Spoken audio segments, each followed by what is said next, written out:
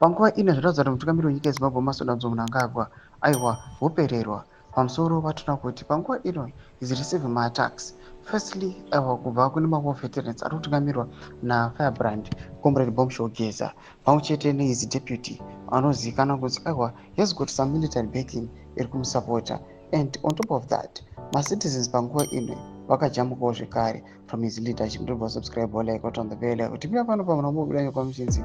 Blessed Geza implicates Mnangagwa in a looting spree. War veteran Blessed Geza is implicated Mr. Emmerson Mnangagwa in the rampant looting of resources in the country.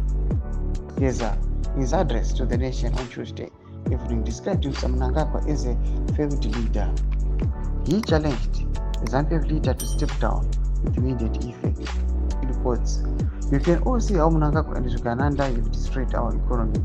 Mnangagwa and the Wikileaks stole your money through the Rwanda Solar Project and the dubious ZEC deal," said Geza. Tumashikana panapa anyurwa pamusoro pemutungamiri wenyika achinzi aiwa he is involved more massive corruption.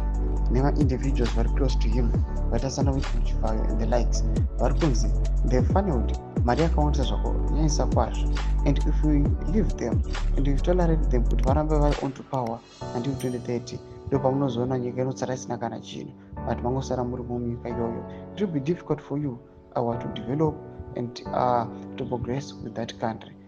That's why he is calling for the immediate resignation yemutungamiri wenyika. Tudze mafunguro enyu mutodiwa pamusoro pechiitiko chimira comment section yedu mafunguro enyu.